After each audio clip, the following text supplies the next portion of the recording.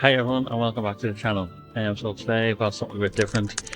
I'm actually getting to play Stario Haven Tower, and it's a city builder that doesn't normally spread out like normal games, your usual classic kind of city builder, but this one actually goes vertical.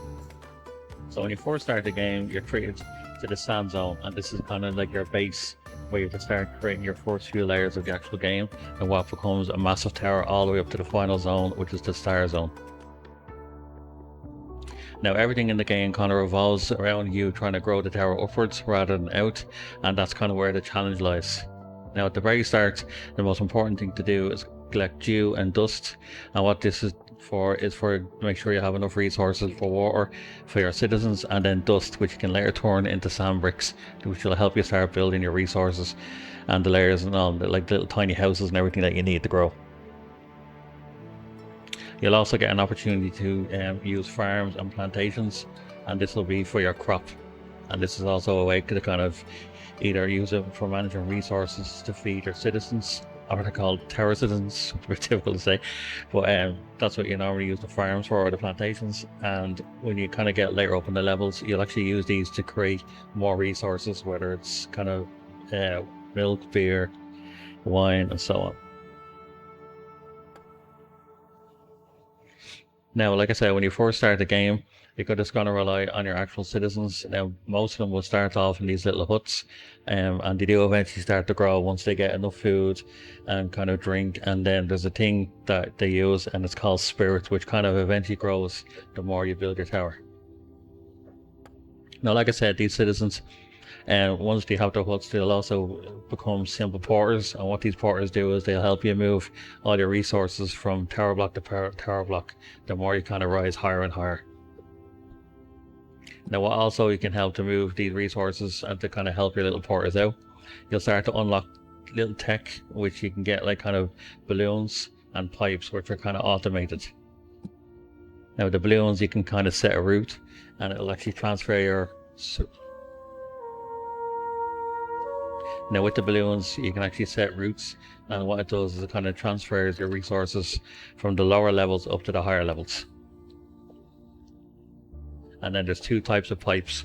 The pipes that you get, it's either kind of wooden or glass, and then the wooden is for like your food and your kind of non-liquid forms. And then, as like I said, the glass pipes, you use them either for milk, water, and so on, just to kind of deliver from the higher levels down to the lower levels. It's just to make sure everyone gets kind of even resources throughout the levels, or sorry, the layers. And the kind of whole crux of the kind of premise of the whole idea is for every level you want to start building more huts, which brings more citizens into you, and then you can actually assign them jobs carefully, and you can kind of dictate which jobs are more important to you at that time, whether it's more like kind of food and water resources, or if you need a certain platform built.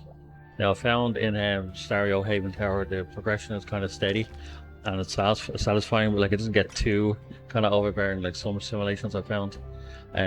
Once you start to kind of build a research your stations, and then you start assigning workers, that's when the kind of new buildings and perks and other opportunities start to grow for you, especially when you start to reach the higher levels later on. Every layer you kind of build as you're moving towards the sky adds a new kind of piece of the puzzle, and whether you have to either build kind of stabilizing rocks to make sure it's more structurally sound, or if you'll get to a point where you'll need to build a farm that has wheat instead of potatoes, which obviously lets you then kind of think, well, which way do I need to rework my crop?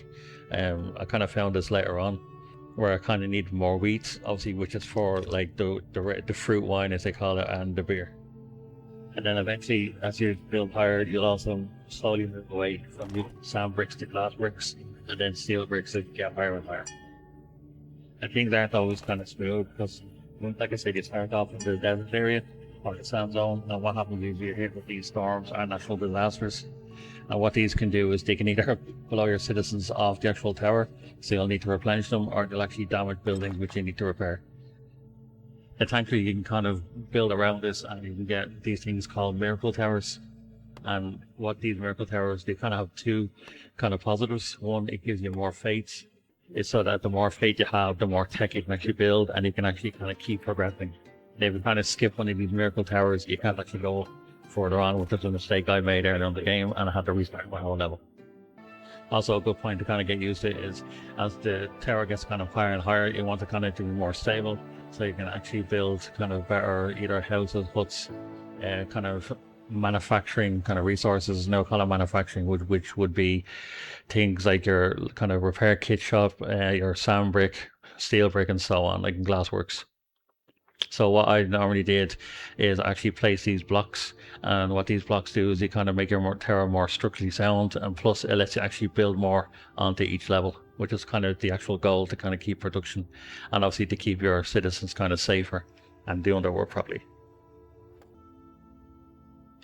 Now, like other kind of city builders, it's all about kind of man management. And what I found out is that there were times where, kind of closer to the bottom, I actually forgot about my dew collectors because I was so busy trying to build up the farms, and I was too worried about food production. So I was kind of building more of my resources against trying to get more potatoes, kind of the forestry, wheat, and all that kind of stuff. And then I eventually forgot out about the dew collectors. And then normally what happens is then you kind of hear your citizens crying out saying there's not enough resources. So it's all about man management. And the best thing to do is kind of start slow, or like the way I have it here. Um, like the way I have it here, I try to make it as neat, trying to keep everything kind of nice and neat. I have all my kind of farming and crop and harvesting on one side, and I have my citizens on the left, just to keep everything neat. And then what I've tried to do, which kind of gets a bit more difficult as you grow, is I have all my dew and dust and sand kind of collection at the back.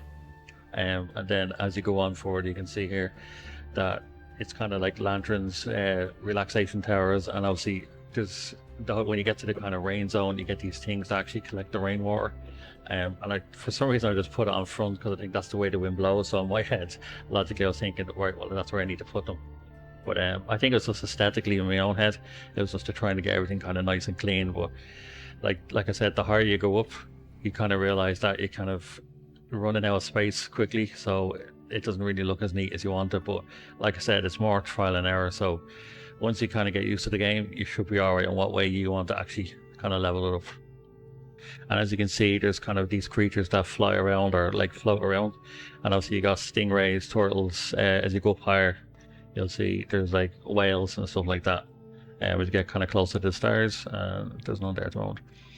But what you do is there's one creature that comes along. There's one creature that comes along, and what he does is he kind of drops off cargo.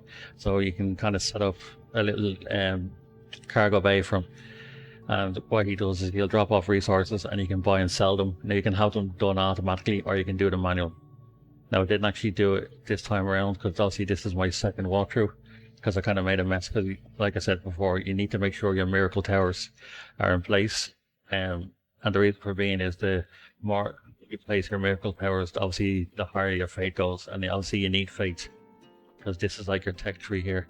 So for each zone, you'll have your own kind of tech and researches, and there's the turtle port that was on about. Doc, sorry. And then these are your miracle towers. Now, like I said, on my first playthrough, I actually forgot the delirium. I was trying to come up here into the next zone. I was in the rain. I couldn't actually continue. So it was obviously stupid of me. I forgot the delirium, which is obviously what you need to increase your fate. So when you're playing it, just don't forget that. Now, everything kind of game is kind of self-explanatory to a point. Like the further you go on, you'll see your essential needs. You'll start off with food and water.